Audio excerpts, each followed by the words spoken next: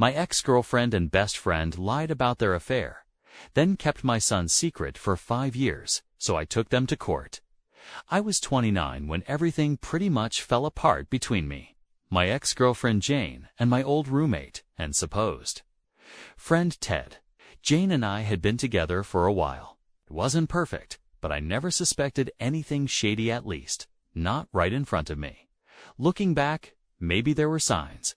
Her laughing a little too hard at his dumb jokes, or spending a lot of time in his room, watching movies on his big TV. But I ignored it because, I trusted them. Lesson learned, I guess. One night, I got home from work and they were both acting weird, too nice, like they were forcing themselves to pretend everything was normal. Jane was even offering to make me dinner, which she never did, and Ted was asking if I wanted to go grab a burger or something. It was strange, like they were both guilty and trying to overcompensate, but I didn't think much of it. I just figured they were in good moods or something. Honestly, I was tired, so I just went along with it. Then, one night, the truth came out in the worst way possible. I was fast asleep when my phone buzzed with a text from a mutual friend, Kyle. At like 2 a.m., it was a screenshot of a chat where Jane was talking to one of her friends about how she and Ted had been hooking up for months. Months. My head was spinning. I wanted to believe it was some twisted joke, but I knew Kyle wouldn't lie about something like that. He just said, "Dude, I thought you should know." And that was it. I remember staring at the screen, feeling sick. My hands were shaking. And it felt like every happy moment I'd had with Jane and every late-night hangout with Ted just vanished.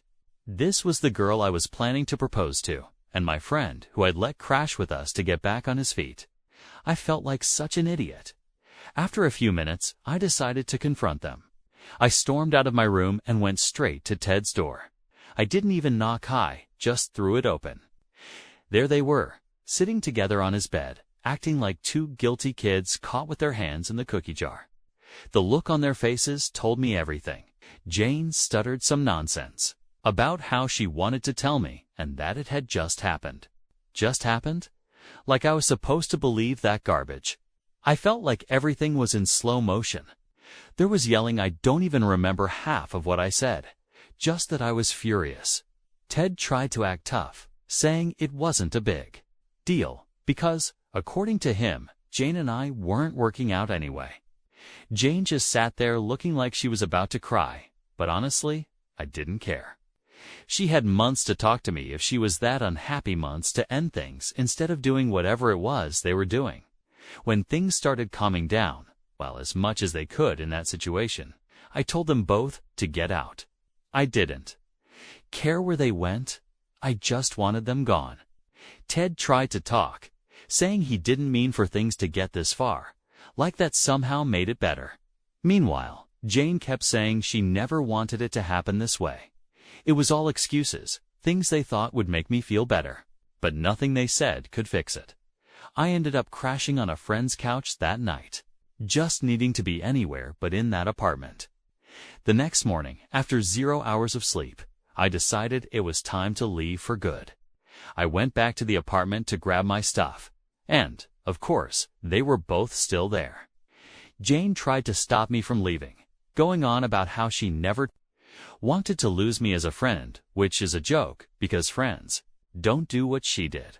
I threw whatever I could into bags and boxes, not even bothering to pack things neatly. I just wanted out. Ted stood in the corner, avoiding eye contact like the coward he is. Finally, I was done. I told them both that I wanted nothing to do with them ever again. Jane looked like she wanted to say something, but I didn't stick around to hear a tie. Just left and didn't look back. After that, I was done with them, done with the whole scene. I didn't tell our mutual friends what happened because, honestly, I figured they'd find out soon enough. But here's the part that really hurt: they didn't care. A few people did reach out, offering sympathy and apologies for the drama. Yet when it came down to it, they chose to stay loyal to Jane and Ted. I didn't know whether to laugh or be angry, but it just confirmed what I needed to do. I cut them all off, every last one. I went back to my home state, changed my number, deleted all my social media, and basically vanished from that entire friend group. It felt brutal at first, like I was leaving behind everything I knew, but honestly, I knew I had to do it. I was never going to move on if I kept holding on to people who didn't have my back. So I let go of it all and never looked back, not once. It was hard, especially in the beginning. There were days when I wondered if I was being too harsh or letting my anger take control. But every time I even thought about reaching out, I remembered that night and how they both looked at me like I was the one out of place. Like I was ruining some love story they had made up in their heads. Really, I wasn't the one sneaking around and lying to people's faces. Life wasn't perfect. Right after that, I went through a rough patch, trying to rebuild on my own. But slowly, I found new friends, got my career on track, and started moving. Up, bit by bit, I built a life I could be proud of. Eventually, I met Ashley. She was everything Jane wasn't: honest, loyal, and actually respectful of the people in her life. She knew about my past and was cool with how things were. She respected that I'd left it all behind and never tried to dig it back up. With her, I actually started to feel happy again. So here I was years later, engaged to the most amazing woman I could imagine, and miles away from the drama. I thought I was free and clear, that I'd left all that baggage behind for good. But it turned out I was wrong. Jane and Ted weren't finished with me yet. All right, so I'm finally in a good place. Right after everything with Jane and Ted, I put that mess behind me, cut off all ties, and moved on with my life. I was happily engaged to Ashley, and honestly thought I'd closed that chapter for good. But it wasn't going to be that simple. It all started with one simple post. I'm not a huge social media guy, but I figured, why not share some good news?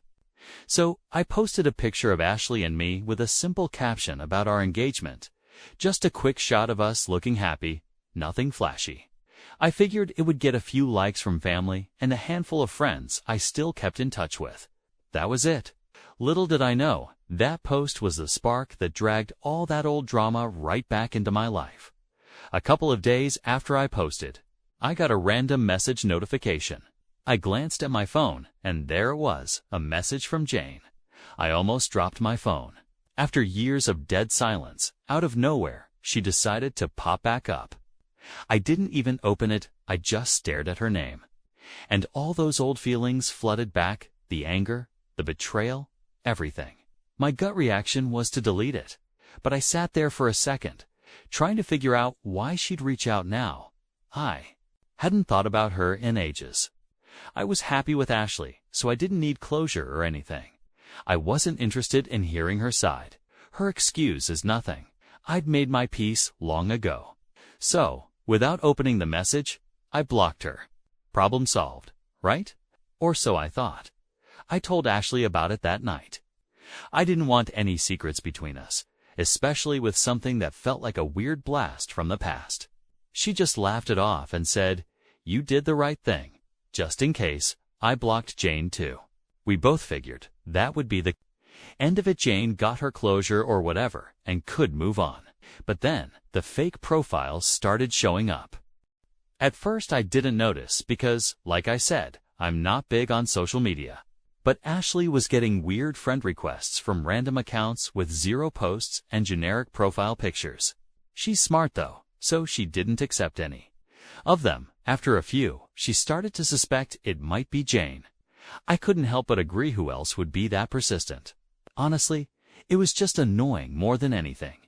I hadn't thought about Jane in so long, and now here she was, playing games and trying to get my attention like we were still in high school. Eventually, I decided to delete my social media entirely. There was no point keeping it active if it was only going to be a tool for her to keep poking at me. I figured if I wasn't online, she'd have no choice but to drop it. Before deleting my account, I sent a quick message from one of her fake profiles that had finally messaged me directly. I told her to leave me alone and that I wanted nothing to do with her. I didn't even give her time to respond. I hit send and blocked her right after. Then, I wiped the whole account. Finally done, right? I thought she'd get the hint and move on with her life. But no, not even close. Apparently, when I shut down my accounts, Jane decided to go around me entirely. A couple of days later, my sister Mandy called me out of the blue. Mandy and I are close, but we don't usually talk every day, so I figured she was just calling to chat or ask about the engagement plans. But she sounded serious, and I could tell something was wrong. I didn't even get a chance to say hello before she went. "Oh, hi, I need to talk to you about something weird." I was thinking, great, what now? She started telling me how. Jane had reached out to her, not just a casual "Hey, how's it going?" message. Jane apparently went straight into some bizarre story, claiming I had a son. Yeah, you read that right, a son? At first, I laughed. It was ridiculous. I told Mandy she was probably just trying to get attention or something, but Mandy wasn't laughing. She said Jane sounded serious and pretty desperate. Mandy had even tried to brush her off, but Jane was persistent. She'd sent pictures of this kid, saying how much he looked like me, talking about how she never wanted to keep it a secret, blah blah blah. I didn't buy it. The way I saw it, this was just Jane's last-ditch effort to get my attention. If this was true, she had years to come forward. If this kid was mine, wouldn't she have tried to contact me about child support? Or at least told me when she found out she was pregnant? It made no sense to me, and I told Mandy as much. But Mandy said Jane seemed pretty insistent. I could tell Mandy wasn't sure what to believe either, which only made it weirder. The whole thing messed with my head. I tried to brush it off as another one of Jane's lies, but a part of me was stuck on the what if, like what if she was actually telling the truth? The timing seemed way too convenient, and I wasn't exactly in the mood to believe anything that came out of her mouth. But the idea of having a kid, my kid out there, it's not something you can just ignore. For the next few days, I couldn't focus. I'd be at work, and my mind would wander back to Jane and this supposed son. Ashley noticed I was acting off and kept asking if I was okay. I didn't want to drag her into the mess, so I just said I was dealing with some work stress. But in reality, my mind was all over the place. The thought of a kid, my kid possibly being out there, didn't sit right. Finally, I decided I couldn't ignore it anymore. I wanted to make sure Jane didn't somehow show up at our door next. I had to put an end to this once and for all, one way or another. So I called a lawyer. I didn't want to deal with her directly, but I figured a lawyer could send a letter, something official, telling her to back off. I just wanted her out of my life. No more games, no more drama. I was moving forward with Ashley and didn't need my past dragging me back. I explained everything to the lawyer, all the messages, the fake profiles, and finally the son message. He listened and nodded, saying he'd take care of it. He said he'd send her a letter asking her to provide proof if she was serious. Otherwise, to leave me alone. It was a relief to hand it off to someone else.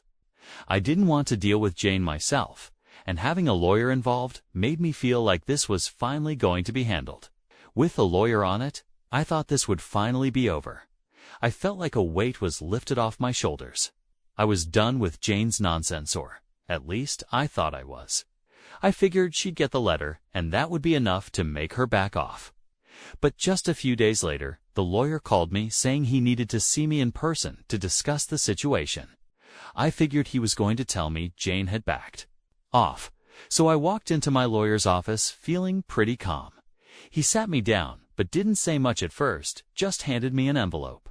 Inside were several pictures of a little boy, and I don't know how else to say it, but the kid looked exactly like me.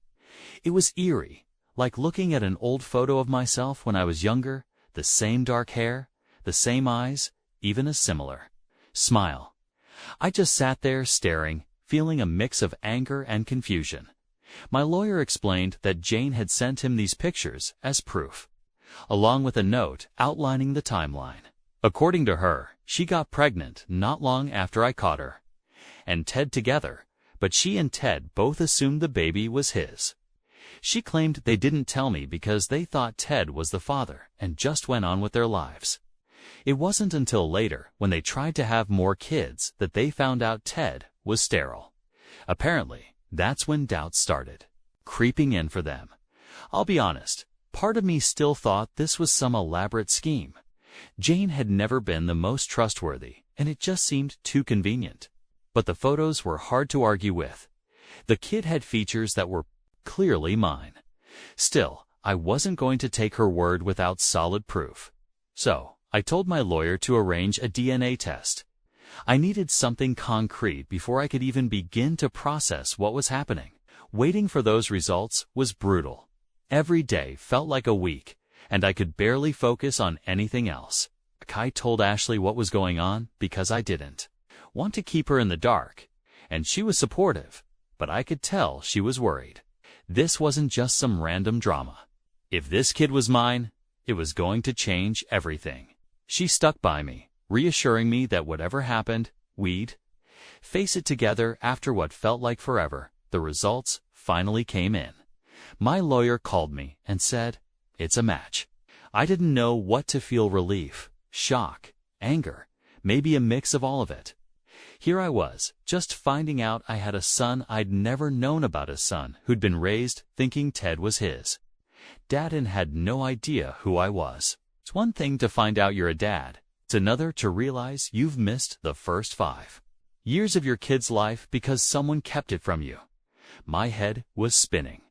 I tried to wrap my mind around the fact that this little boy was mine, that I had a son. But almost immediately, my thoughts went to Ted.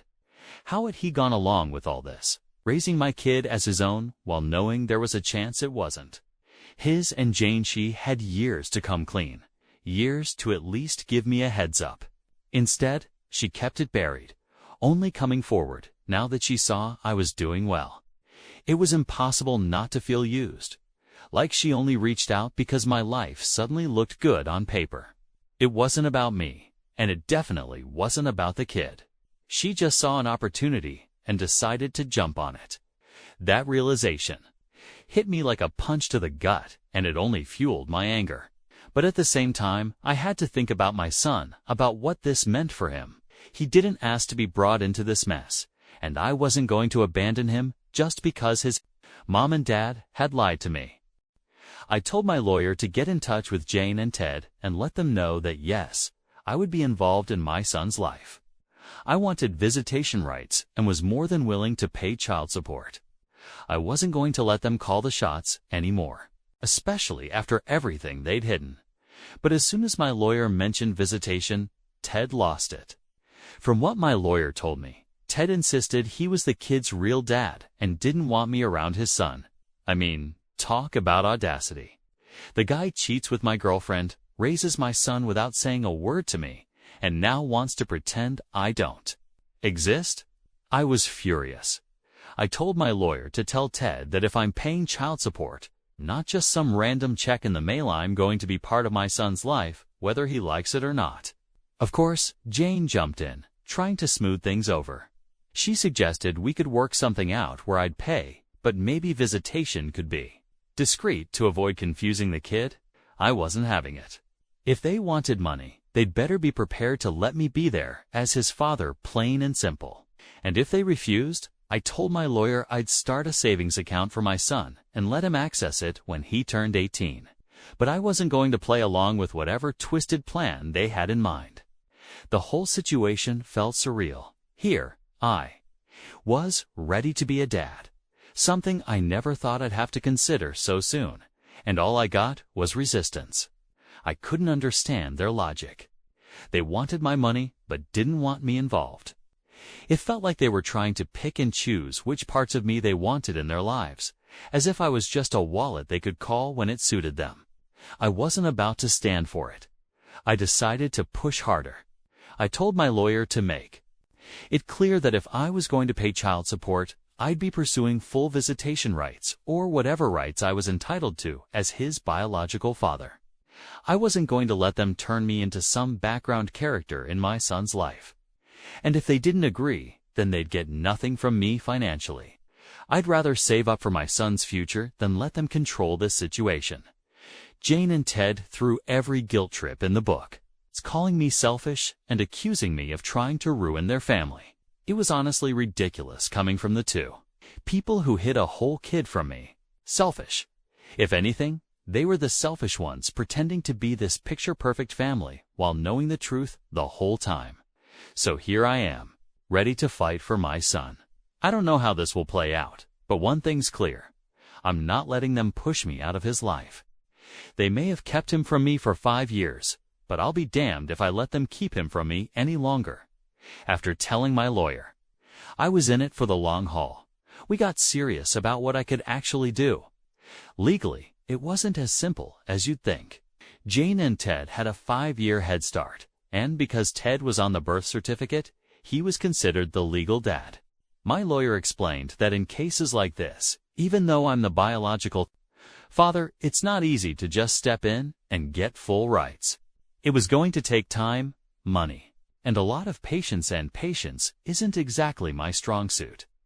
Jane and Ted didn't make it easy either. My lawyer reached out to set up a meeting to discuss visitation, but Ted refused to even sit down. He sent a long, dramatic email claiming he was the only dad my son had ever known and that he didn't want to disrupt the kid's life by letting me in. He actually used the word disrupt, like my son was some project he was working on, and didn't want me to mess it up. Meanwhile, Jane kept trying to negotiate some weird middle ground. She suggested I could visit my son, but only on her terms. She wanted me to agree to see him maybe once every few months, preferably without Ted around. Apparently, the idea was to keep things low-key so the kid wouldn't feel confused about who his dad was. But here's the thing, I am his dad biologically and morally. I wasn't going to let them shove me into some hidden side role in my own kid's life. I told my lawyer their terms were unacceptable. Either they let me into his life as his father, or I wasn't giving them a dime. They couldn't have it both ways, no matter how much they tried to make it sound reasonable. Predictably, they flipped out. Jane suddenly started sending emails filled with guilt trips, saying I was hurting my son by refusing to contribute financially. Ted, on the other hand, went full territorial, sending messages claiming I was only around because I didn't want my past mistake to haunt me. Mistake? My son wasn't a mistake. If anything, the only mistake here was trusting either of them in the first place. So my lawyer went back and forth with them for weeks. At this point, the emails were a mix of attempts to shame me, guilt me, and persuade me to give up. But every time I thought about my son, I reminded myself that he didn't know me yet, but I wanted to make sure that when he was old enough, he'd know I fought to be in his life. I wasn't just going to write checks and stand by while some other guy played the role that should have been mine. Finally, after what felt like ages, we managed to get them to agree to a sit-down meeting. It was awkward as hell. Jane showed up first, looking tense, like she was about to face some corporate board. Ted walked in a few minutes later, didn't look at me once, just sat down and crossed his arms like he was doing some kind of silent protest. The tension in the room was so thick you could have cut it with a knife. Jane started talking, saying she'd only kept this a secret because she thought it was for the best. I asked her, barely able to keep my voice steady, how keeping a kid from his father for 5 years was for the best.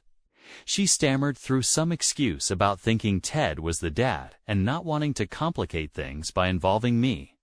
Then Ted finally spoke, defensive and agitated. I raised him. I taught him to ride his bike. He said, like I was an intruder trying to steal his kid. I've been there for every scraped knee, every school project. I listened, but I fired back. I get it. He's been there, done the dad stuff. But that doesn't change the fact that I'm the biological father, and I deserve the chance to be there too. We argued for hours, going in circles.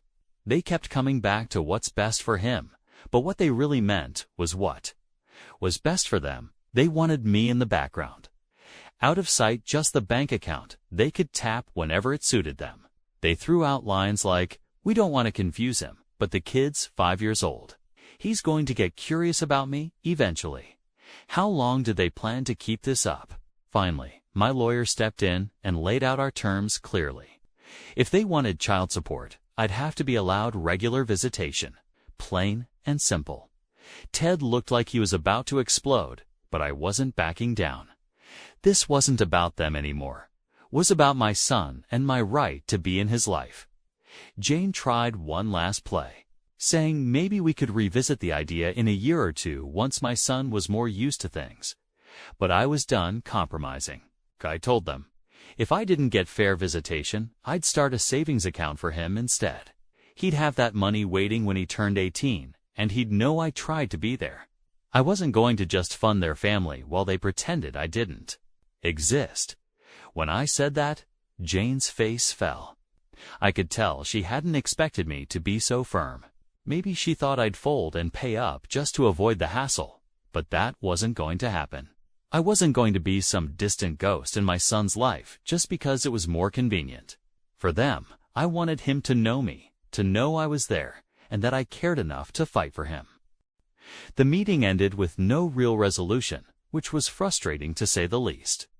But I left feeling like I'd made my stance clear. They knew I wasn't just going to disappear into the background, no matter how much they wanted that. And if they wanted my financial support, they'd have to give a little too. As I walked out of that room, I felt a mix of anger and sadness. Anger because of everything they'd put me through, and sadness because, in a twisted way, Ted was right. He'd been there for those years I couldn't be, and nothing I did would change that. But that didn't mean I was going to give up. I was going to be in my son's life, whether they liked it or not. Walking away from that tense meeting, I felt drained, but determined. It was clear by then that Jane and Ted would make this as difficult as possible. But I knew I couldn't just walk away from my son. The stakes were too high, and I wasn't about to let them decide my involvement on their terms. Honestly, the frustration was eating at me. It felt like every step forward was blocked by their stubbornness. A couple of weeks went by, and things stayed mostly quiet. My lawyer and I were still working on getting visitation rights officially lined up, and I was prepared to go to court if it came to that. I didn't care about the hassle anymore. I just wanted to be there for my son. Then Jane tried another tactic, a message. This time without any legal stuff involved. She sent it directly to me, bypassing my lawyer, which caught me off guard. It was like she was trying to appeal to me personally, hoping to find some common ground or maybe convince me to change my stance. Her message started out friendly, which surprised me. She said something along the lines of, "Twin, I've been thinking about things, and I realize this has all been hard on you too." She went on about how she never meant to hurt me back then, and that, in some twisted way, she thought she was doing what was best for our son. She added that Ted was still struggling to accept the situation and felt threatened by me suddenly being in the picture. I'll admit, part of me wondered if she was genuinely trying to make things right. But the other part knew better. It wasn't like she had developed a conscience overnight. She'd hidden my son from me for years, let Ted play dad, and only came clean when it was convenient for her. Her message felt more like another angle she was working than a real apology. Still, kept reading, wanting to see where she was going with it. Then she dropped what I think was her real point. She suggested a compromise. She said she could see me having a relationship with our son, but only if I agreed to limit it to a few visits a year and avoid telling him the truth about who I was. She called it a way to keep things peaceful for everyone. She painted it like she was doing me a favor, offering me this tiny role in my own son's life while keeping Ted as the main figure. At that moment, any thought I had about giving her the benefit of the doubt vanished. A few visits a year and some silent role. I wasn't about to be a glorified uncle in my own son's life. She thought I'd be okay with that. She clearly didn't know me at all. I fired back a message that was short and direct. If I'm paying child support, I'm his dad. Period. Take it or leave it. She didn't reply. And I figured that was the end of that conversation. A couple more days went by, and just when I thought things were cooling off, Ted called. This was the first time I'd heard his voice in years, and honestly, it sent a rush of anger through me. But I forced myself to stay calm and let him speak. He started by saying he wanted to clear the air, and thought we could work this out like adults. I had my doubts, but kept listening. He admitted he'd struggled with the whole situation and was trying to come to terms with it. He even added some comments about respecting that I wanted to step up and be involved. But then he got to the real point. He said he was afraid my involvement would confuse our son, that it might make him feel like he had two dads, which, according to Ted, wasn't healthy for a kid his age. I'll be real, he almost had me with the let's work this out like adults angle. But the more he talked, the more it became clear he was just trying to get me to back off. He wasn't interested in finding common ground. He wanted to keep things exactly how he wanted with me in the background. I cut him off mid-sentence and told him straight up, if I'm paying, I'm going to be a part of his life. I'm not here to make things easy for you or Jane. This is about my son. Ted tried to jump back in, saying something about me ruining a family, but I wasn't having it. I hung up, feeling like that was probably the last time we'd have a civil conversation, if you could even call it that. After that, everything went quiet again. But I knew the next steps were going to be legal. It felt like a strange calm before the storm, and I just focused on preparing for whatever fight they'd throw at me next. But I wasn't backing down. I was going to be a real father to my son, not some occasional visitor or ghostly figure in his life. In the meantime, Ashley was my rock. She kept me grounded and reminded me I was doing the right thing even when I felt like the whole world was against me. She was there through every update, every frustrating conversation, every new tactic Jane and Ted tried. I couldn't have gotten through it without her. One night, as we were talking about the future, Ashley said something that really stuck with me. She said, "Your son deserves to know the real you, and he'll thank you one day for fighting to be there." Exactly what I needed to hear. This wasn't about revenge or getting back at Jane and Ted. It was about my son and making sure he knew his real dad cared enough to stand up for him. So here I am, still fighting, still waiting for the legal process to play out. I don't know how long it'll take or what obstacles they'll throw at me next, but I know I'm not going to stop. One day, my son will know the truth, and he'll know that I did everything I could to be in his life. It's been a rough journey, but I wouldn't change a thing because, at the end of the day, he's worth it. Last update. After months of back and forth, court dates, and more frustration than I can even put into words, we finally reached a settlement. I'd get regular visitation, right scheduled times where I could be with my son without Jane and Ted's rules hanging over my head. It wasn't the perfect outcome I wanted. I wanted to be his dad in every way, but given the circumstances, it was something. The first visit felt surreal. I remember standing outside the park where we'd agreed to meet, my heart pounding like I was meeting him for the first time. And in a way, I was. When he ran over to me, there was this moment where everything just clicked. I saw myself in him, the same curious look, the same wild energy. I don't think I stopped smiling the entire time. We played, talked, and laughed, and he showed me all the things he loves, just like any regular kid. For that hour or two, it felt like I was part of his life, like I was his dad. It's not easy. I still have to see Jane and Ted, still deal with the boundaries they put up. Hey, sometimes I leave feeling like I've barely scratched the surface of knowing him. But with each visit, I feel like he's opening up to me a little more. I'm not just some stranger anymore. I'm his dad, and he knows it, even if he doesn't fully understand it yet. As for Jane and Ted, they're doing their own thing. I think they're finally starting to accept that I'm not going anywhere, that I'm a permanent part of this kid's life, whether they like it or not. They don't have to like it, but they respect it, and that's good enough for now. Ashley's been my rock through all of this. She's gotten to know my son, too, and seeing her with him has only made me more certain that she's the one. We're planning our wedding, and while I can't be a full-time dad to him yet, I have this dream of one day having him there by my side, maybe as my best man when he's older, standing next to me as a real part of my family. It's not a fairy tale ending. I'll never get those first 5 years back, but every visit, every laugh, Every time he calls me Dad, even in his own little way, makes the whole fight worth it. And maybe one day, when he's old enough, I'll tell him the whole story, not to make him pick sides, but so he knows that from the very start, I fought to be there. And I'll keep showing up for as long as he'll have me.